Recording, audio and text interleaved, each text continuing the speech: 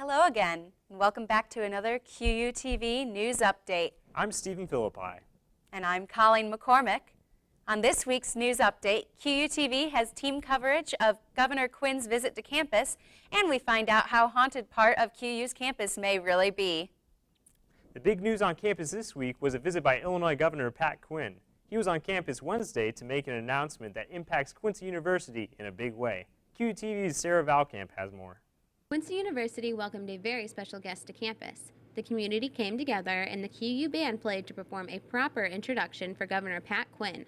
Governor Quinn delivered a press conference to the QU community, revealing that QU had received a funding of a total of $1.5 million. Of that $1.5 million, $650,000 has already been spent to repair roofing and renovating Francis Hall and North Campus. As far as the other $850,000, Dr. Gervasi has promising plans for the remaining revenue. We're going to be using that for a new enterprise resource planning system, student information system, to replace NOVA, and that is going to make business processes throughout the university very easy for students. Illinois State and McMurray College were also granted funding for a total of $2.3 million distributed throughout the three schools. Governor Quinn discussed why Quincy University received the largest sum of money. Well, there are applications made by this fine university and the other ones we talked about today. They made applications, and once those applications were received, they were evaluated, and ultimately we had to make a decision, and I made a decision this past week that we should come here to QU and invest $1.5 million. After Governor Quinn delivered the conference, students and faculty swarmed to thank him for his contribution. Among the faculty, Dr. Gervasi was first in line to show his profound gratitude. Overall, the press conference and the funds granted to Quincy University were celebrated by all involved. For QUTV, I'm Sarah Valkamp. The campus community was buzzing after Governor Quinn's funding announcement. QUTV's Ethan Cowgill got reaction from the folks on hand for the big news. Here at Quincy University, there was a big turnout for Governor Pat Quinn announcing a $1.5 million grant that will go to Quincy University for future renovations. Let's get a reaction from some of these students and faculty members about this new grant. Opportunities and the roads to take are endless, and I'm just excited to see what Quincy University does with the money. It's a really good idea because we are trying to learn and improve our lives, and no one wants to do that living in a nasty environment. It's not conducive to learning. A lot of things revolve around technology. So the more efficient that a university like QU can become and the more opportunities that they can offer to students from a technological standpoint, obviously the better. I guess just to do the computer programming for really tracking and assessing everything from our registration, the people, finances. Maybe more technology resources to help show the students more in depth. I think it's a really great event. It's wonderful that we can get someone like the governor to come into Quincy University, and especially to present this good news. It just puts everybody in a good mood. For QUTV, I'm Ethan Cowgill. If you missed Governor Quinn's announcement, you can find the entire news conference on our YouTube or Facebook page. Debt and credit cards may seem to be the easiest way to finish a transaction, but are they the safest? According to CNN, nearly half of all American adults have had their personal information hacked in the past 12 months, and that number is growing. While it's difficult to prevent your card from being hacked, there are a few steps you can take to make sure the situation is resolved. First, check your bank account activity every few days. If you notice any unauthorized transactions, contact your bank immediately. Secondly, keep your receipts. It may be hard to remember exactly where you use the card, so keeping receipts will serve as a reminder. Finally, shred any card that has been compromised. Shredding the card will prevent you from trying to use it again during another transaction. Banks are not immune to hackers, so keeping a close eye on your bank account activity is the best way to keep your money safe. There are new clubs coming to campus this fall. Last Saturday, the Latino Club held their first event on campus. In celebration of Mexican Independence Day, the club brought an authentic salsa dancer instructor, Ignacio Bueno Reyes, to campus.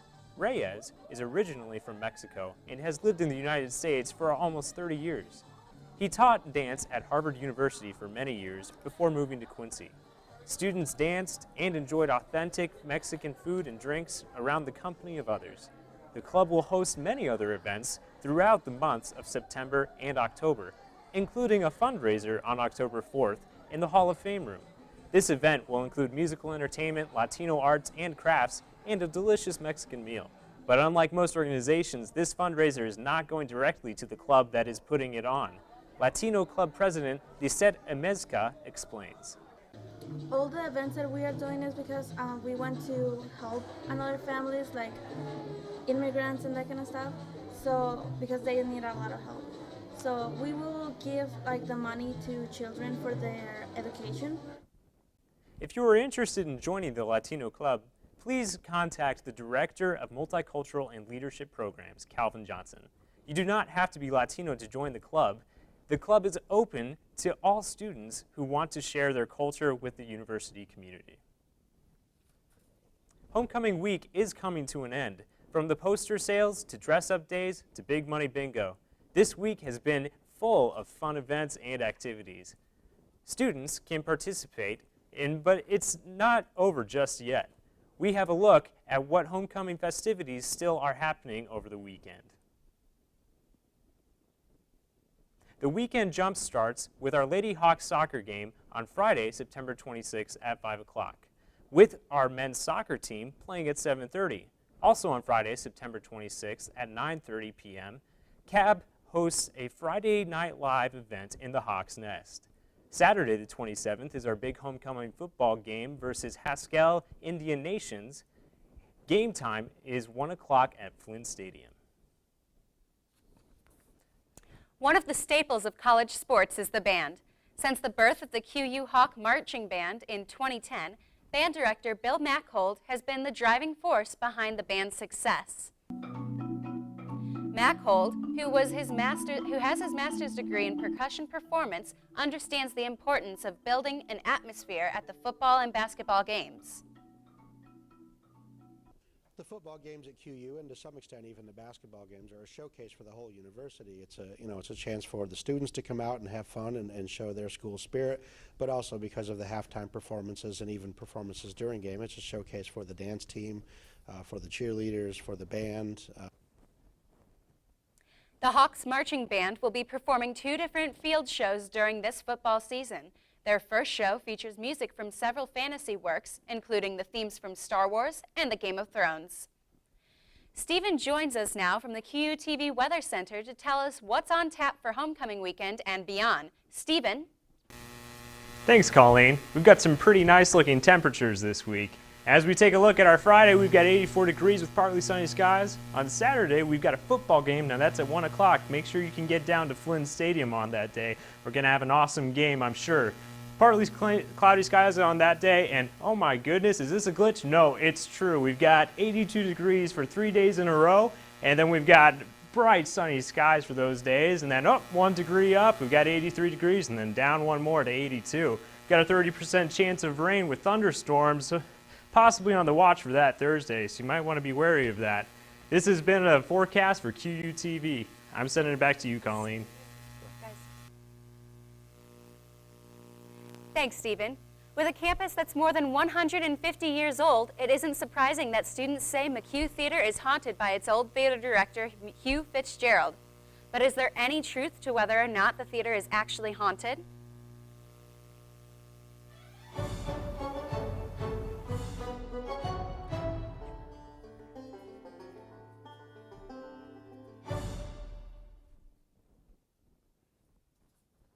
It turns out that this answer may always remain a mystery. Well, it kind of depends on your belief system. Some people believe in ghosts and they believe in things that we cannot see. And some people have very active imaginations. And then there are some things that are just unexplainable, and I can't even explain them. So I guess I could attempt to, but that would just be my slant on something. So. No one can really explain where these rumors come from, but all theaters have haunted rumors surrounding them. MacHugh Theater's intricate past may be the source of all of its gossip. The theater was formerly a gymnasium for children, as well as a wood shop until it was transformed into a theater in the 1960s by Hugh Fitzgerald and Father Tom Brown. Although the popular rumor that Fitzgerald still haunts the theater today may never be proven or disproved, it is not a concern to students. And those are kind of a lot of the rumors are about Fitz, that he's floating around here haunting the space or something. And if he is, I guess we would welcome him because he was a good friend and a fellow artist that I respected. Anyone at college can feel the pressure to consume alcohol in dangerous quantities, but that struggle may be stronger for those in athletics. QU-TV Sports Director Ethan Cowgill is here to share what students and athletes learned from a QU alcohol awareness event. Hi, Ethan. Hey, thanks, Colleen. Well, the fanfare around college athletics may lead to the temptation of binge drinking for many college athletes. In order to help educate student athletes at QU on how to avoid the danger, the university hosted speaker Mark Sterner to talk about the dangers of drinking irresponsibly. Everyone from football players to tennis players alike gathered inside Pepsi Arena to hear Sterner explain how drunk driving cost him a lifetime of regret. Sterner was intoxicated while going over 100 miles per hour when his car crashed and took the lives of his 3 best friends. The presentation encouraged students to always designate a sober driver. Sterner also warned students to consider families that are affected when a loved one is killed by a drunk driver. The presentation spoke to the heart for many students. It really hit home. It's kind of depressing and really sent out a good message. Just go out in a group, have somebody you know be a designated driver. Don't do anything stupid. We're all going to regret it, and we're all going to have to be there for the funeral.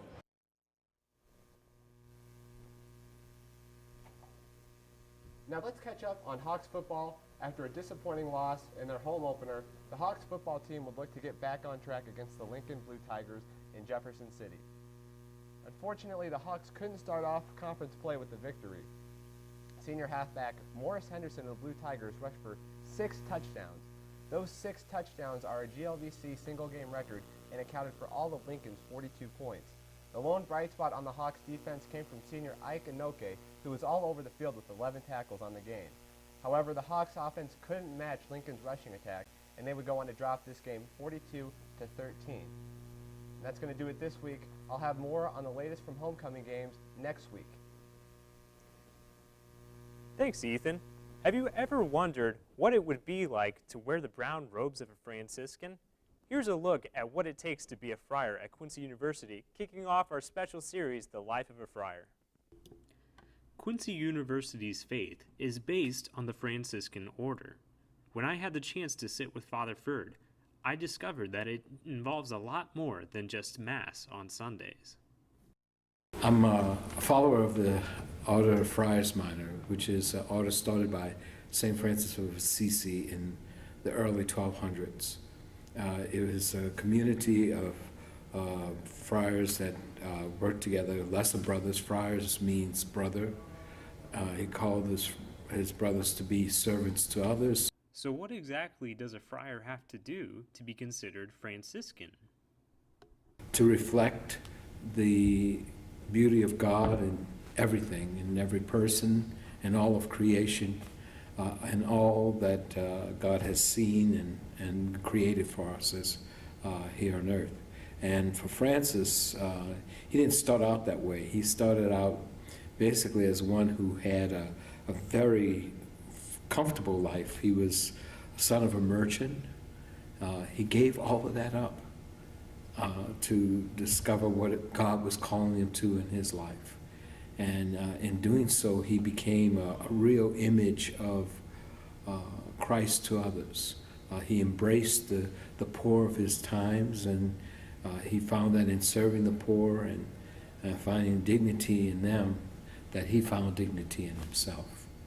While sitting with Father Ferd, I learned that the brown robes that they wear is a true symbol of humility. Francis, when he became committed to God, he stripped himself of everything that he had, everything that his father gave him. He gave back to his father, and the time he did that, he was given a farmer's tunic to wear, and that's why we wear the habit. It's kind of like the habit we wear today. I asked Father Ferd what his mission objective was on this campus. His answer was simple and profound. Commitment to really the mission of Jesus, the ministry of Jesus in the world today. For QUTV, I'm Stephen Philippi. That's it for this week's QUTV News Update. Remember to tune in online, on Facebook, or Channel 97 on campus for more news anytime. For the entire QUTV team, I'm Stephen Philippi. I'm Ethan Cowgill. And I'm Colleen McCormick. Have a safe homecoming weekend, everyone. We'll see you next week.